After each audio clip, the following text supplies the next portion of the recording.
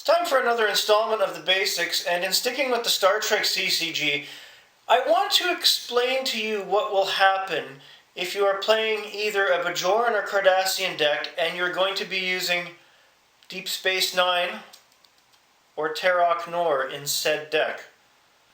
There's a lot to do with this card, and I'm going to show you on today's show. So let's get started, shall we?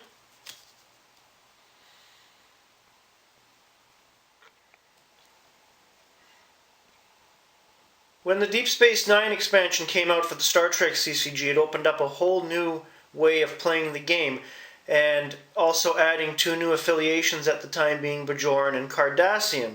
Now, one of the things you can do with both affiliations is you can use this facility, Deep Space Nine or Terok Nor. It's a double-sided facility.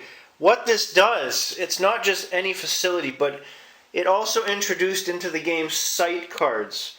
These sites are contained on the station, and you can use these on any Nor, or if you have Mirror Universe cards, Alliance Nor. But what these do is when you're playing with Deep Space Nine, Terok Nor, whatever, using the site cards helps you bring personnel into play faster. So for example, the commander's office, any player who has a matching staff officer unopposed here may place a one-card draw download to hand, one captain's order card, captain's log, lower decks, yellow alert, senior staff meeting. Matching officer personnel may file mission reports here. So this is part of ops, so you have to have ops in play as well to use that. Ops is compatible officer classification personnel may report here. So if you're playing a deck that you've created with Deep Space Nine or Terok Nor, you have to have these site cards in order to use them to their full potential, as well as the personnel that you've chosen for that deck. There are other cards and other sites. So security office, obviously you'd have security classification personnel downloaded there, or Odo. Docking ports. So any ship with fewer than 3 staffing icons may report dock, undock if the ship is compatible with the station's affiliation, or crew includes a VIP or player controlling ship has a computer skill personnel present. Whereas with other facilities and stations in the game where you literally just dock there and you either beam your crew to the planet or to the facility, it's much more expanded through the Deep Space Nine cards with the sites and doing different things with the sites, docking ships, loading personnel and equipment, and moving things around. This can be a whole game in itself, and it does slow down the game to a certain extent, but it also adds a new dimension of gameplay.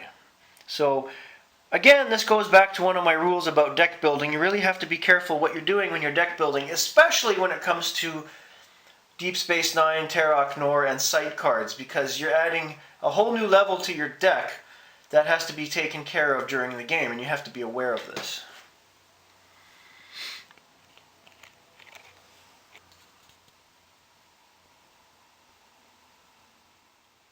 Now, aside from downloading personnel faster and filing reports, docking ships, security, and helping out people in your infirmary, using a deck that has Deep Space Nine, Terok Nor, or whatever, and all these site cards, it's going to increase the size of your deck.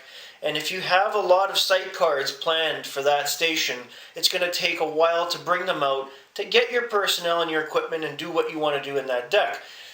I've never really used Deep Space Nine or Terok Nor in my deck aside from just using it as a standing facility to dock my ships. I've never bothered with the site cards for that reason, because I did attempt to build a deck once with the Cardassians using all this, but it increased my deck size by almost 20 cards, and I did a test gameplay with a friend of mine, and the time it took to get everything out, I was already dead by then. So I would just use this as a facility standalone. You can use the site cards, but be aware of what I've just said in this episode today, okay?